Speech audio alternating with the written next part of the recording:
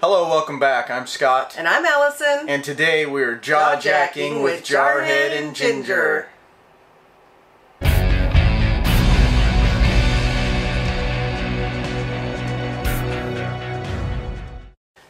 On this week's jaw-jacking, we're going to give you some updates and maybe reach out to you for some ideas on some things. But the first thing I want to talk about is 2 jaw-jackings ago, I think, I started a Jarhead and Ginger's Health Challenge Facebook page, and we're actually doing a challenge with prizes. So far we have 19 people in the group. I gotta see how many people are actually participating. Some haven't sent in their weight yet. But the prizes will be for the most amount of weight loss percentage and for the best before and after photo. We're going to actually take a vote on everybody's before and after photo that wants to participate. The ending date for that is August 2nd. Now you can join anytime, so if you'd like to join, go to Facebook, go to Jarhead and Ginger's Health Challenge and sign up. And I've got the instructions in there and posting recipes in there. I just posted one for Caveman Keto Chili. It's good, y'all. That's the chili that we base the recipe that we base our chili on. I add a little bit to it. But so we have that. We have people supporting one another and just trying to get healthy, y'all. So come on and join us. The end date is August 2nd, so you can join now. Absolutely. And if you're a channel, or even if you're not a channel and you want to donate some type of prize, go ahead and let her know on the Facebook page, and she'll tell you how to do that also. That's right. That'd be great. The more prizes, the more fun it is. So one thing, another update is Scott was filling up our water, our Brita pitcher, and he dropped it. He broke our Brita. And he's been, ever since we started watching the YouTube videos, kind of anti-Berkey. He's like, you're falling in line like a sheep if you have a Berkey. Everybody's got one. Everybody's got a Berkey, and everybody does this or that, but that's for another video. But anyway, what she's trying to get to is we actually got a Berkey.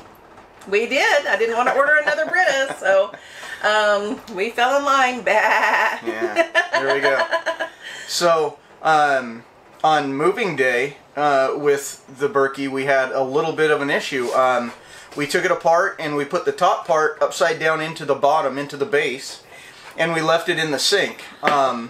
Tripping with the Chris's, if you don't know them, we'll leave a link in the description to their channel. They're a pretty new channel, really good friends of ours. They have the Berkey, and theirs is actually the first one we ever saw. So we asked them how to do it, and they said put it in the sink and whatever. So that's the way we did. And we got here to the new spot that we're at here in Amarillo, and we put the Berkey back together and loaded the top, and it wasn't draining out. So I immediately started texting with Chris, and he said, no, ours just works fine, you know, you don't have to charge it again or whatever. And so I filled it all the way, and I let it sit for about an hour or so. We went and went in and picked up some stuff at Walmart and came back, and it still hadn't drained. So I drained the whole top out of it. I recharged both of the filters, and then it worked fine. That's right. So I guess the trick is, and if you know something different, the trick is just to leave it together and put it down in your sink instead of flipping it upside down like when it comes in the box. And I wrapped a towel around it for travel to help cushion it from banging into the sides of the sink. I'm not sure what else to do, but that's what I did, and it seemed to work fine. It's barely off shot. It's right over here. That's why she keeps looking at it. Oh, yeah. Y'all can't see it. So anyway, another issue that we had on moving day, which was just yesterday, was we were coming in through a small town, going maybe 30 miles an hour, and I was applying the brakes, and all of a sudden the truck gave me a notification, a ding-ding notification, and I looked down and it said trailer wiring fault or something like that. So that wasn't good. I pulled over. As soon as I could find a spot big enough, I pulled over off the side of the road and I unhooked the 7-pin. It looked fine. I plugged it back in. wiggled it around a little bit, and the truck acknowledged that it was unplugged and then plugged back in, and didn't have the problem again. So I think my patch will be, I'll get some dielectric grease and I'll put down in the 7-pin opening there, so when I put my connector in there, it'll actually hopefully make a little bit better connection. Yeah, we've had this problem before, actually. We had it on a move day, and it really scared us because that's the first time it had happened. And so we took the truck into the Ford dealership for some warranty work, and they replaced the little thingy in the truck and the 7-pin hitch. And they said... connector. The 7-pin connector. They said that there was water damage, so we're thinking it was from Snowmageddon, maybe.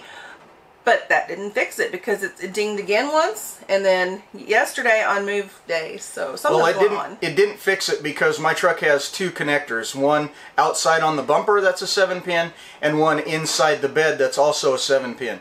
The one they replaced is the one on the bumper. Oh. The one that's in the bed, they didn't replace that one. I don't even know if they looked at that one. So we may have to take it to Ford and get them to look at the one in the bed.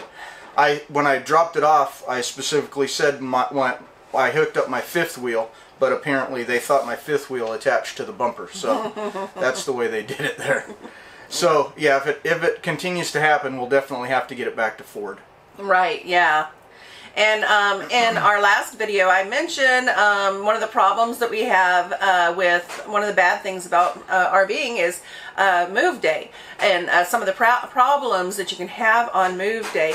So a problem that we had besides that yesterday was my GPS. Now, we have the Garmin 890. Yep, RV 890. Yeah, and it's a great GPS, but it's not as up to date as it should be, I guess. We are in Amarillo, and we're at the Big Texan RV Park. Got a review coming up soon of that. But when it told us to exit, there was no exit, y'all. They moved the exit. Garmin didn't know that they moved the exit, so we passed the RV park, and then it rerouted. The GPS rerouted and told us to take a right, going through some neighborhood, and I didn't want to do that, y'all, so no, we were changing lanes back and forth. Thankfully, there was nobody around us, but then we had to do a U-turn, did a little bit of curb hopping under the freeway, had to go all the way back down the other direction on the feeder, find another U-turn, and then come back. So that GPS needs a little updating. I don't know if they update with construction, but that's why the exit was moved. It was a construction exit, a big orange sign that said exit. The GPS told us we still had 3 or 4/10 of a mile to go before we hit the exit. But when we got to that 4/10 of a mile, it was actually an on-ramp now instead of an exit. So I don't know if we can blame the GPS update on that or not, but I definitely blame all the construction they have here in Amarillo. The construction is just everywhere here. As soon as we got into town, the lanes and everything were all just super crazy.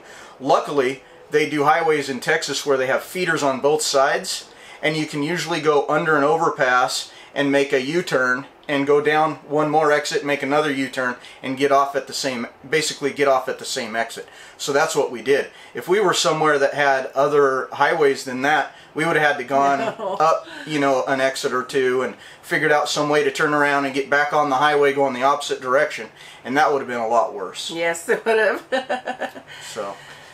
Well, we've got a whole bunch more move days coming up, and at a lot faster pace. We've been trying to stay, at least a week to 3 weeks in Thousand Trails. Tonight's our first night, or last night was our first night out of Thousand Trails in a long time, and we'll be out until we get up to Oregon. We're going to be moving like every 2 to 3 days for the most part, a couple extra days in the Denver area to see my my cousin who's 96 years old.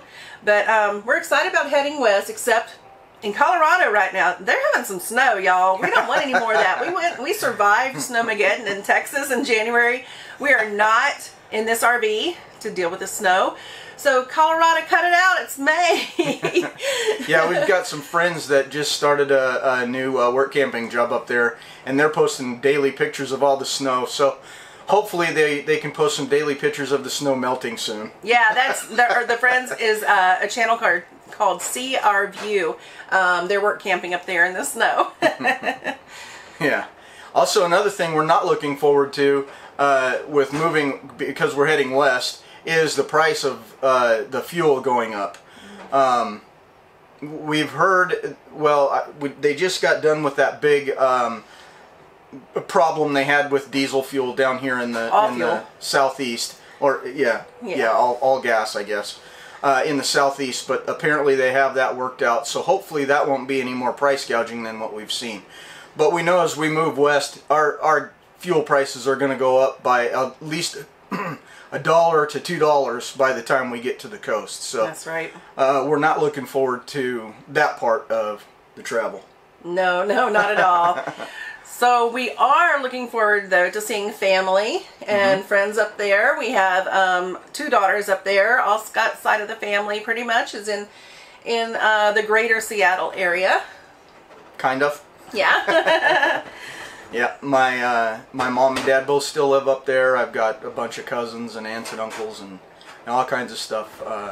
All kinds of relatives that are still living up there. So hopefully we'll get up there. We're going to spend a while once we get up there and bounce around like we were doing down here in Texas, just bouncing around from 1,000 trails to 1,000 trails, and have as much fun with family as we can while we're up there. Yep, that's going to be exciting. We're going to be celebrating we were going to be celebrating my daughter's 21st birthday with her, but no, she decided to take off and go to Vegas and didn't even invite us.